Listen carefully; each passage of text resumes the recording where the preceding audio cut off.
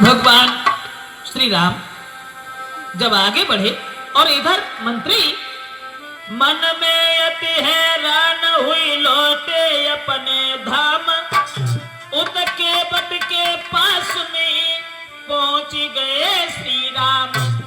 गंगा को पार करने हेतु तो केवट के पास पहुंच गए तो तुलसीदास ने ये लिखा कि मांगी नाव। भगवान श्री राम ने कि मांगी नाव न के बटुआना और कहिए तुम्हार मरम मही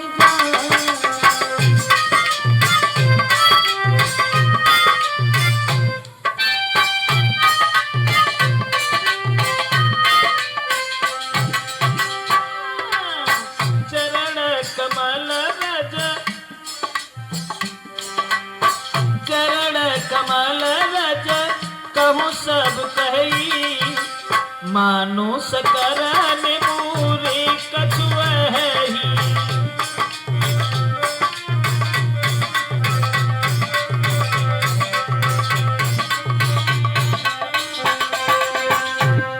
तुलसीदास ने लिखा कि मांगी नाबुना, यहां पर दो अर्थ है ऋषि कि मांगी नाब न के बटुआना, यानी भगवान श्री राम ने नाव नहीं मांगी।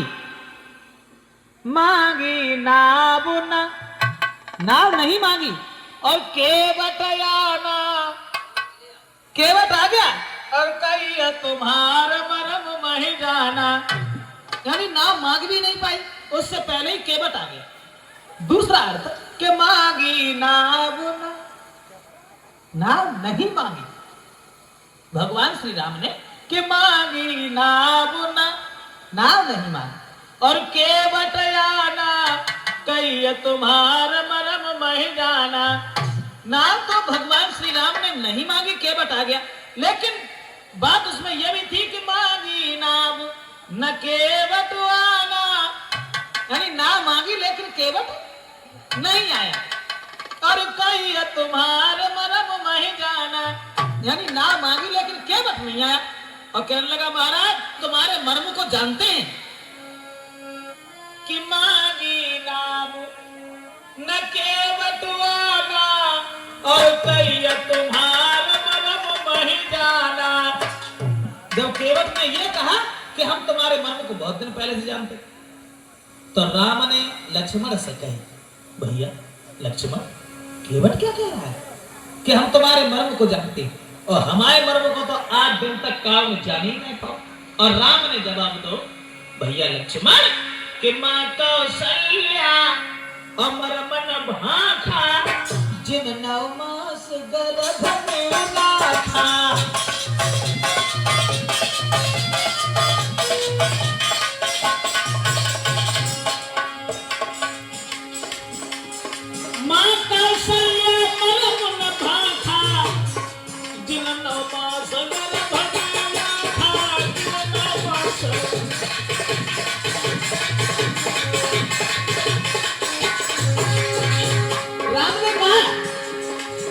भैया लक्ष्मण हमारे मर्म को कौशल्या मैया ने न जानो, जिन्होंने 9 महीने गर्भ में रखा।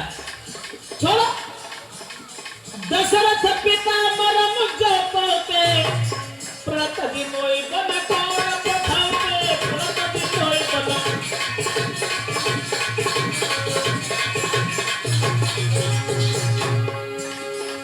हमारे मर्म को न कौशल्या मैया ने जानो न दशरथ पिता ने जानो और केवट तुम्हारा भर भर पाना कहे तुम्हारा मरम मैया।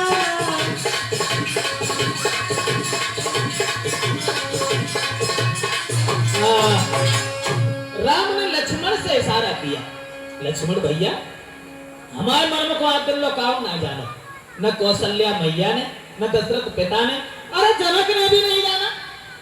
अभी केवट जो कह रहे हो हम तुम्हारे मर्म को जानते, कैसे जानते हो भाई? तो तो केवट बोलो महाराज कान खोल के पहले एक बात सुन लो, हम नाव चढ़न ना दी। क्यों?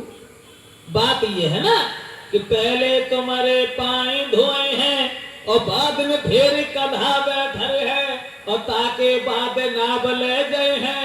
जो तुम जाने करो बहाना तो मागी ना बन के बटुआना। यानी पहले हम तुम्हारे पैर धोएंगे और उसके बाद तुम्हें हम नाव पर चढ़ने देंगे। एक बात समझ में नहीं आई क्या कि तुम हमारे पैर क्यों धोगे? तो केवट बोला कि सुनता हूं मैं ये जादू है राजा जी के पद पंकज में।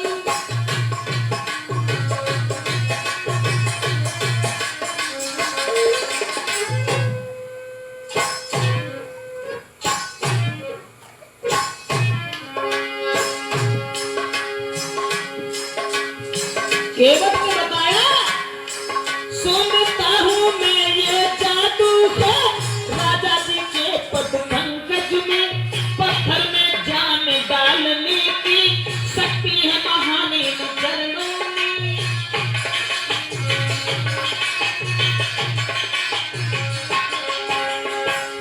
बात यह है भगवान,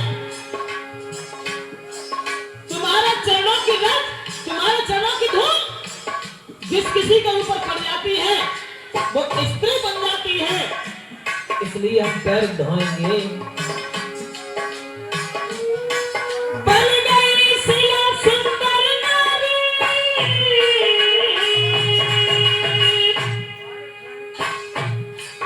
गौतम ऋषि की पत्नी बन गई सिया सुंदर नारी। चरणों की धूल के लगते ही जड़ में चेतना आती है उस जीवन नूर के लगते ही।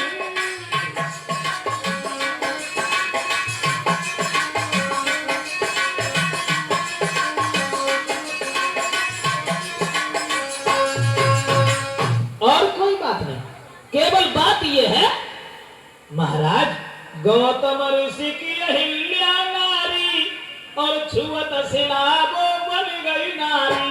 और जाहे काठ की नाव हमारी और जो कौ नाव से बन गई नारी तो आफत में जाने हमारी।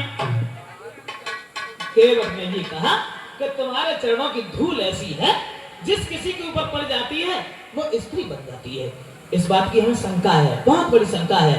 इसलिए हम पैर धोएंगे जरूर, बगैर पैर धोए आपको चढ़ने नहीं देंगे। इतनी बात कह के अब केवट जो है उसको खोई बोलने लगा और केवट मन में सोचने लगो। अब राम से तो बात करें वो बंद कर दे।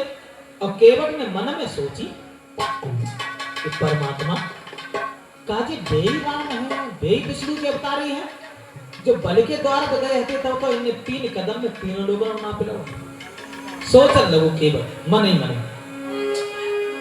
अरे क्या ये वही विष्णु अवतार?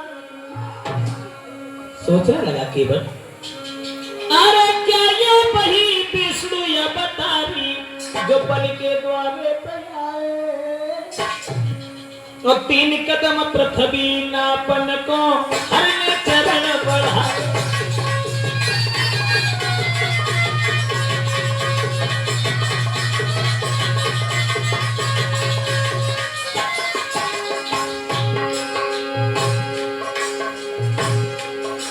क्या ये बलि भगवान है?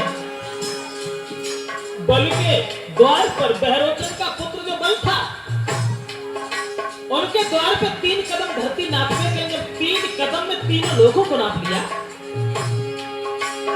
अरे 3 लोग नहर ने नापे। सोचने लगा केवट 3 कदम नहर ने नापे आज नंगे नए गंगा।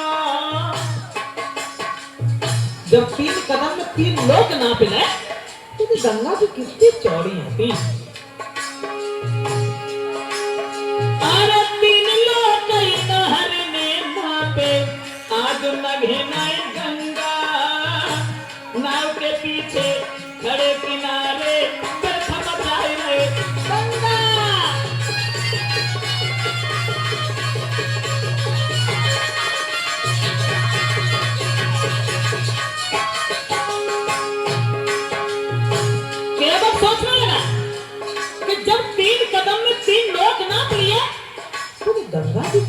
चौड़ी थी। एक कदम जाओ धरते, दूसरों बार धरते, गंगा जी के पार हो जाते, चले जाते। लेकिन फिर दिमाग में एक बात और आई, होते अकेले पकड़ जाते, अरे होते अकेले पकड़ जाते, संग में सीता नारी। केवट सोचने लगा, अरे होते अकेले पकड़ जाते, पर संग में सीता नारी। कैसे उतरे पार संग में जात से बताई।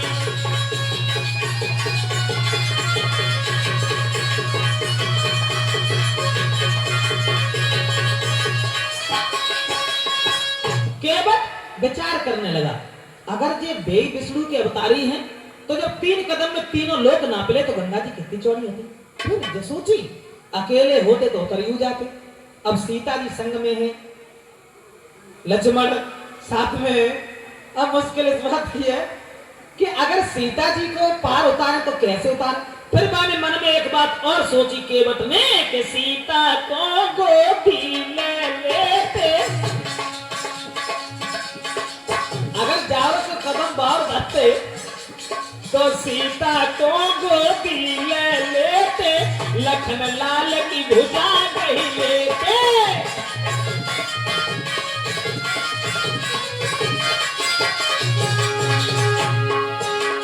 श्री गंगा को पार कर जाते, काय को हमसे नाग मंगाते, काय को हमसे।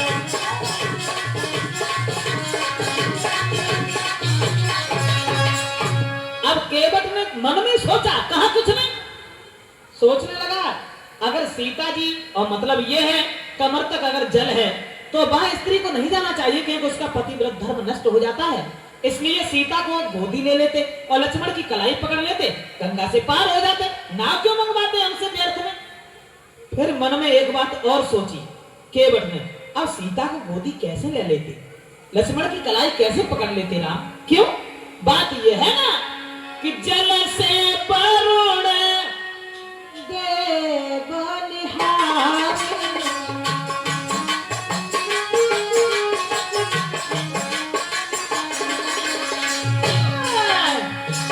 जल से परुण दे बलिहारी, ऊपर सूरज तपई करारे।